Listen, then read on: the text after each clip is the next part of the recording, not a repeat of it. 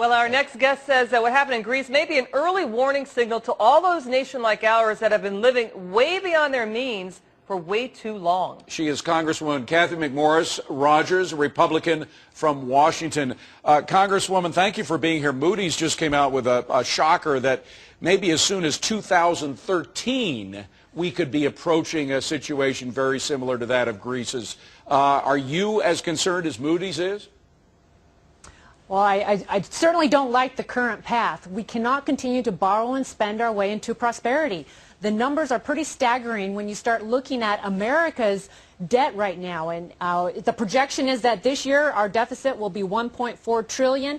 And for the next 10 years is a minimum of $1 trillion deficit. And we could very likely face a similar situation as Greece, where our debt to GDP ratio is 100%, they're at 113%, and what that means is that it would be like your paycheck not covering your credit card bill on a monthly basis, and you just don't have enough money coming in to even cover the credit card debt. That's where America is headed right now if we don't change courses. You know, Congresswoman, the Federal Reserve has acted again to help with the bailout of Europe, and essentially the bond markets usually have exerted fiscal discipline in the past. Isn't it true that it's hard for the central banks to exert any fiscal discipline when they may be part of the problem?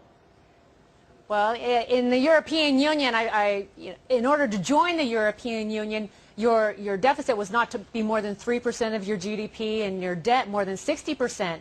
Greece has never met those thresholds, and there was really a lack of enforcement, a lack of earlier on taking steps to get their financial house in order and force them to take some steps to scale back, maybe some spending caps or some entitlement reform, or pro-growth policies that would get their economy going before we found ourselves in this situation where they're facing, they have to ask for these massive bailouts. Now, Greece, of course, cannot devalue their currency. That's what this is all about, because they have the euro.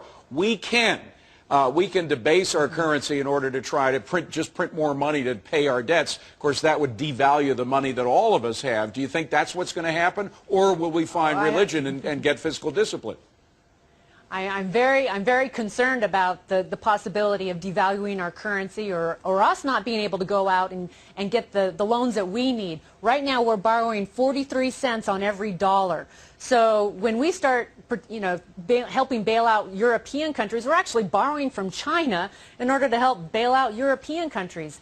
I don't believe the U.S. taxpayers believe that this is the right approach, and that U.S. taxpayers would like to see Congress get some fiscal discipline. They'd like to see us pass balanced budgets. They believe it's very important to our future, to our children and our grandchildren's future and opportunities in this country that we do so. Do you worry that our government here in the United States is kind of hyperactive here and is overreacting?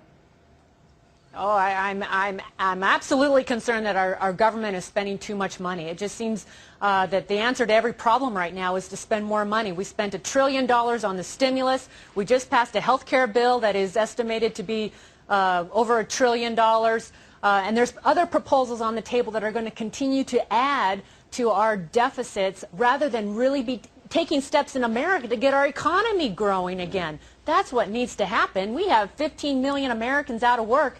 The best thing that we could do is enact some pro-growth policies that would get our economy growing, get people back to work, and then that would help our government fiscal situation also. Congressman, we have to run, but I got to ask you about what happened in Utah over the weekend. Senator Bob Bennett, Republican, stalwart conservative, lost his bid in the primary, even though he's the incumbent.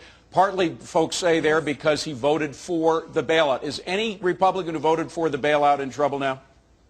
Yeah, I believe so. I believe that America is very concerned about the current path, the spending, and they want leaders that are going to get our fiscal house in order. And the result is it's anti-incumbent. It's a frustration with the current direction that is playing out in a really anti-incumbent. Let's get some new people in Washington, D.C.